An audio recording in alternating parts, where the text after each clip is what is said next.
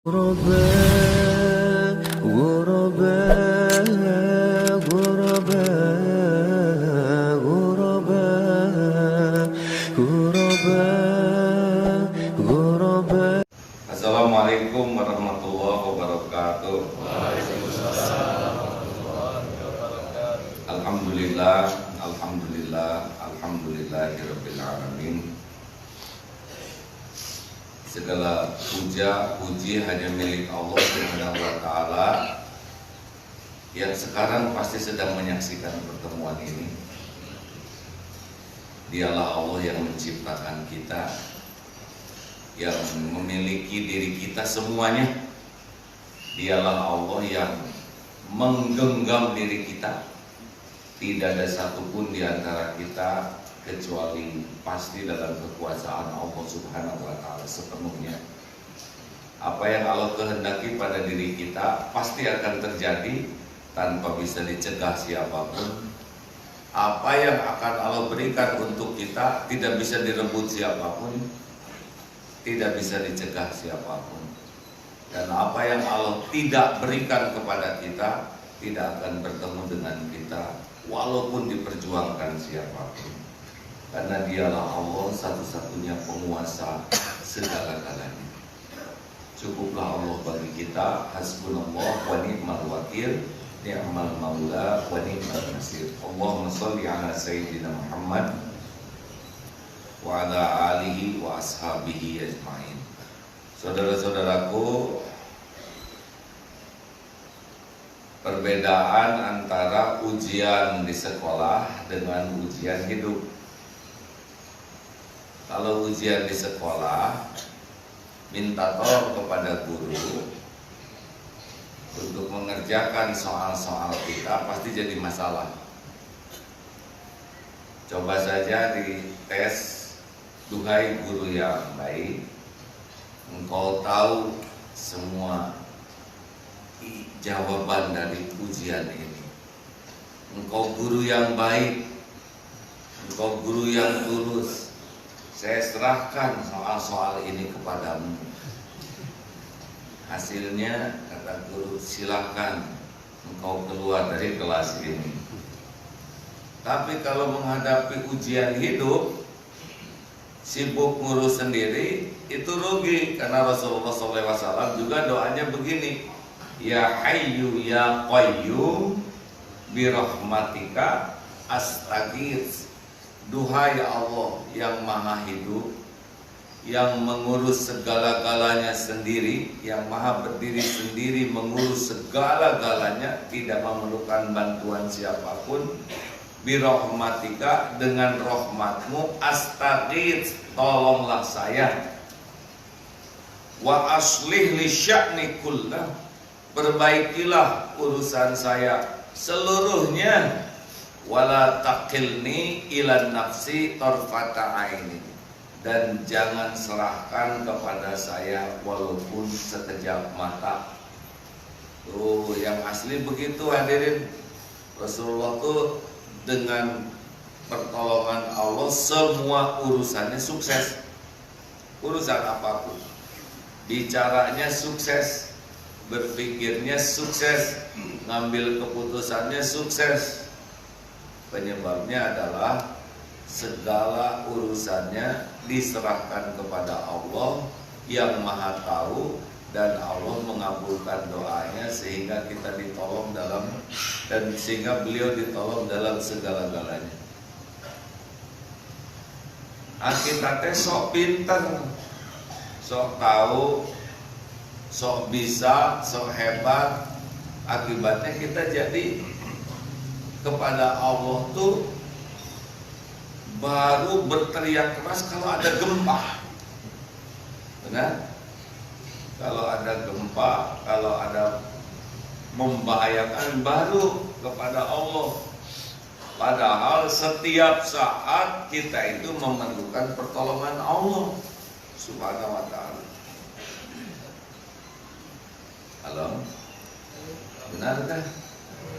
Kenapa kita pening menghadapi masalah? Karena tidak nyambung kepada Allah. Padahal wa idza sa'alaka ibadi anni fa inni qarib Jika hamba bertanya kepadamu wahai Muhammad tentang aku, katakan aku adalah dekat.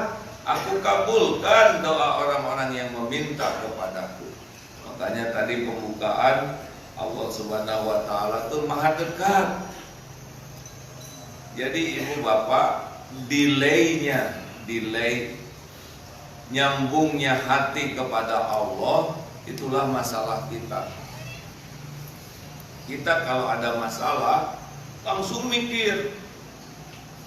Bukan tidak boleh mikir, tapi apa yang mau dipikir? Udah mah kita ini bodoh, banyak mikir, pasti stres ya kan? Jadi untuk apa ini mikir? Lihat nih, tadi dibacakan oleh Imam, Inna fi khalqis samawati wal ard wa ikhtilafil laili wan nahari la ayatin li ulil albab alladzina yadhkuruna Allah qiyama wa qu'udan wa 'ala junubihim wa yatafakkaruna fi khalqis samawati wal ard rabbana ma khalaqta hadza batila. Jadi sesungguhnya dalam penciptaan langit dan bumi siang dan malam ini, Allah ulil albab itu siapa? Yaitu orang yang ingat kepada Allah ketika berdiri, duduk, berbaring, seraya berkata, ya Allah, tiadalah Engkau ciptakan semua ini sia-sia. Alladzina yadhkuruna Allah. Jadi orang yang berzikir kepada Allah. Jadi mikir itu pengantar zikir. Contoh ya, mikir rezeki langsung zikir. Ini yang ngebagikan rezeki Allah. Yang menggenggam rezeki adalah Allah. Allah yang membuka, Allah yang menahan, Allah yang mengambil.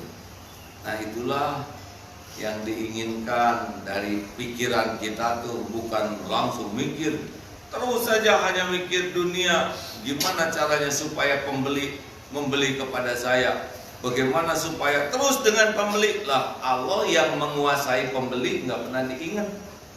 Padahal pembeli bergerak kepada kita, membeli produk kita, itu adalah Allah yang menggerakkan. Tiba-tiba ada pedagang yang sama sibuk memikirkan kompetitor, padahal rezeki kita tidak akan pindah ke dia. Tapi sesudah ada pedagang yang lain, saya jadi berkurang rezekinya. Mungkin dari sini berkurang, tapi dari titik yang lain bisa bertambah atau ilmu nambah. Karena kita bisa belajar dari kompetitor. Coba jawab hadirin, mungkinkah rezeki jatah kita pindah ke dia? Jawab. Yang benar. Mungkin kalau Allah mau mindahin ya. Tapi kalau Allah menetapkan rezekinya untuk saya, walaupun di sekelilingnya pedagang yang sama, tetap ke kita. Bapak lihat itu yang tukang dagang tahu Sumedang di Cileunyi, sepanjang jalan itu tahu Sumedang, hidup semuanya ya. Saya kadang-kadang kalau dulu pakai mobil yang tidak matic, sengaja dinetralkan, pengen tahu rezeki siapa. Berhenti, pas berhenti teh yang punya warungnya lagi ke toilet atau ke yang sebelahnya. Begitulah hadirin. Jadi kalau kita mau jualan, ingat pembeli, ingat Allah yang dia udah nawar, udah cocok harganya, tapi nggak jadi beli, sakit hati tidak? Sakit hati tidak? Kenapa sakit hati? Namanya kita belum rezekinya. Sakit hati itu kalau nganggap rezeki itu dipegang pembeli. Kalau yakin Allah yang ngasih rezeki, enggak jadi ya memang enggak apa-apa. Kita udah amal soleh, tawar menawar dengan jujur, adil. Tapi kalau enggak ingat Allah, cetok hati. Ya seperti yang sering ditanyakan, Bu, Ibu, jawab atau Bu. Bu, gini kalau pengen jawab. Ibu yang baik hati. Kalau kalau ibu sudah masak dari pagi, udah yang terbaik buat suami, pas mau makan sarapan kata suami, maaf bu lain kali aja, saya banyak urusan di kantor harus segera pergi aja. Gimana perasaan ibu? Jawab. Hah? Kecewa? Sedih? Jengkel? Sakit hati? Nah eta teh nggak ikhlas bu, karena tidak meyakini penilaian di sisi Allah, jadi maunya sesuai harapan semua. Lah kalau Allah nggak rezeki suami nggak di rumah, dia pasti pergi tuh. Ibu udah dapat niatnya, udah dapat masaknya, udah dapat kebaikannya, nggak apa-apa. Tinggal dimakan aja oleh ibu sendiri, jarang kan dihias makanan buat ditelan sendiri. Hadirin, ini serius ini. Ngebangunin anak, harusnya tangan ke anak, hati ke Allah. Itu anak ciptaan Allah. Dan jarang bangunin, gak mau bangun, pentung anaknya pakai gayung. Ini teh apa-apa. Pernahkah kita ngeluarin doa? Nah inilah rahasianya dalam hidup, yaitu jangan sibuk ngurus urusan sendiri. Sok pinter, sok bisa, nggak ada yang jago dalam hidup ini. Tidak ada yang pinter, tidak ada yang terlatih. Yang ada tuh pertolongan Allah. Berapa banyak yang pinter tidak bisa menyelesaikan masalah, betul? Berapa banyak yang jagoan akhirnya nyungsep juga. Berapa banyak yang merasa terlatih tidak berdaya. Karena yang ada tuh satu, yaitu pertolongan Allah. Kan jelas dalilnya, hasbunallah wa ni'mal wakil, ni'mal maula wa ni'man nasir. Maka mari kita biasakan terus berdoa, ya hayyu ya qayyum. Mari ikuti. Ya hayyu ya qayyum, bi rahmatika astaghfir wa aslih li sya'ni kullahu wa la taqilni ila nafsi tarfata ain. Sudah apa belum? Belum ya. Ya ngapalin atuh Pak ya, tinggal baca di buku doa nanti. Harus kalau mau pasangannya doa surat surat Al-Kahfi ayat 10. Ini kalau kita ingin diurus oleh Allah secara sempurna. Tahu surat Al-Kahfi ayat 10, hari Jumat kan kita baca Rabbana Atina. Coba teruskan. Salah, bukan videonya Hasanah. Rabbana Atina min ladunka rahmah wa hayyi lana min amrina rasyada. Ini tuh minta diberikan rahmat kasih sayang Allah dari sisi Allah, dan minta agar urusan kita ini diurus dengan sempurna oleh Allah Subhanahu wa taala.